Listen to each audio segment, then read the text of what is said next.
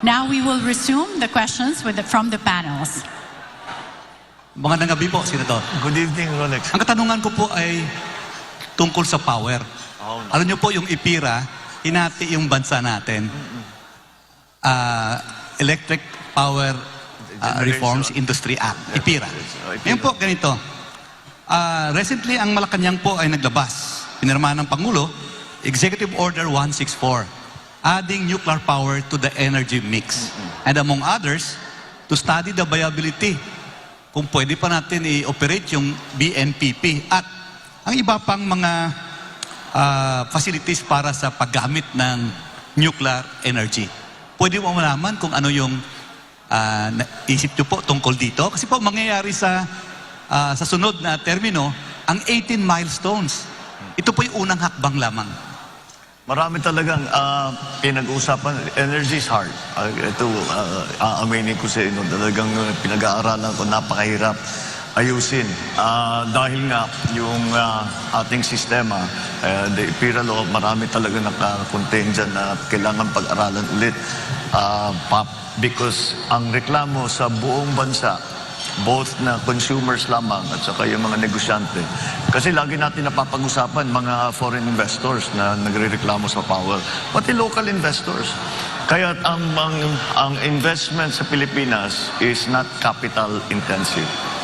Yung mga investment sa Pilipinas short term lang, kung minsan hot money lang ang pumapasok, pasok-labas lang yan. It doesn't build anything. So that is it. It is a major problem. At kung titignan natin ang mga projection sa pangyayari. Ngayon, just as a perfect example, narinig na siguro naman ng lahat, na sinasabi na baka sa eleksyon magkakaroon ng brownout. Kaya dahil nasa gitna na tayo ng summer, ng tag-araw. Kaya yan ang maliwanag na maliwanag, kulang na talaga ang power supply doon sa ating requirements. At saka, yung idadagdag pa dapat natin para makapag-industrialize tayo ng mabuti. Kaya it's something that has to be attended to. In other words, kailangan natin lahat.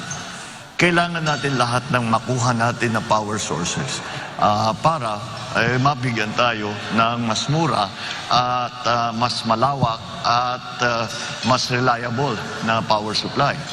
Ngayon, maaari nating i-expand yung ating hydro, expand natin yung ating geothermal, but there's a very simple idea when it comes to the energy sector. It's something called the base load. The base load is the load that never goes away. The demand that never goes away. Kahit gabi, kahit araw, ito na yung mga planta na nagpapatakbo. So that base load has to be satisfied. Kaya kung hindi umiihip ang hangin, paano yung wind power? Kung gabi, paano yung solar power? Kailangan pa rin ng traditional. Ngayon, doon tayo mamimili. Although it's not traditional for the Philippines, nuclear power is already considered a traditional power source. So it has to be looked into. Yung sa BNPP, nag-offer na, because if you, ang Korea has, I believe, 5 sister plants to the Westinghouse plant in BNPP. And they have offered, I always say it's ironic that the names of their plants are Core 1, Core 2, Core 3, Core 4, Core 5. Pero hindi tayo nagkaroon kahit isa. But they have offered to come with their technical people, and they have offered to come to give us an idea.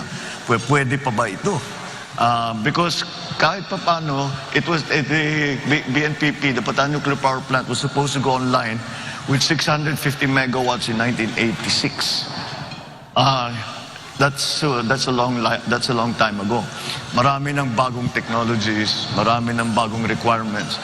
So we'll see. We have to. I think we should be open to our Korean friends to come and to tell us if this is still viable or you have to do something else. When it comes to nuclear power as an idea, well, let's just follow the science. Because dito naging political sa Pilipinas. It's also political in other places. But in our particular case, the reason we have no power plant, nuclear power plant at all is pure politics. Did not really follow the science. So we have to look into it. Because, even after Fukushima, when everybody was saying nuclear power is going to, we have to rethink, we have to, kailangan natin pag-aralan ulit yan, mukhang delikado. Walang nagbago ng kanilang pagplano na pagpatayo ng nuclear power plant kahit saan. Amerika tuloy-tuloy pa rin. Sa France, the majority of their power is already created by nuclear power. So in the other countries, ganun din. So I still think that it's something we should examine. There are many new technologies. One of the ones that we keep reading about are the modular nuclear power plant. They start with a small one. Gusto mong palakihin, bumili ka ulit ng module, ikakabit mo ng palaki hanggat gusto mo. Siguro naman kaya natin patakbuhin ang nuclear power plant. Wala naman, there's no reason na bakit hindi kaya ng Pilipino na magpatakbo ng nuclear power plant. So, it's something that should be part of the mix. Kasama diyan is COP26, where we decided to cut down on coal-fired power generation. And what happened, nagtaasan ng presyo kasi walang kapalit sa renewable. Ibig sabihin, yung mix ng renewable at saka traditional, kailangan talaga natin, we have to decide once and for all, what is the mix that is good for the Philippines. I think it's not going to be a static point.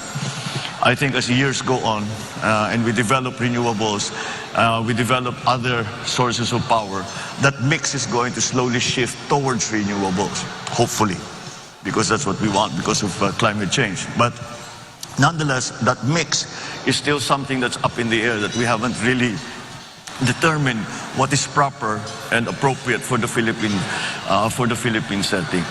But to make a short answer to your question, is that lahat kailangan natin. Kailangan natin palakihin ng hydroelectric, kailangan natin palakihin yung geothermal, kailangan natin paramihan ng mga power plant, kailangan natin tumingin sa mga bagong technologies, wind farm, solar, kailangan natin tingnan ng nuclear. At kung kailangan talaga, di balikan natin oil-fired. But oil-fired has become less and less attractive because of what's happening in the volatility of oil prices, especially in the last 2-3 years. Then with this new development in Ukraine, talagang kailangan pag-isip-isipan natin na mabuti. Kasi baka maipit tayo, pag tumaas na naman yan, hindi natin maipatakbo yung planta natin, balik na naman tayo sa dati, nasa brownout na naman tayo. Now we have lots of coal here in the Philippines. The Chinese claim to have good enough technology. I've actually visited one of their coal-fired plants that na malinis na, that they're able to extract the carbon and they're able to dispose of the carbon properly. So all of these things we need to look into. Lahat yan kailangan natin.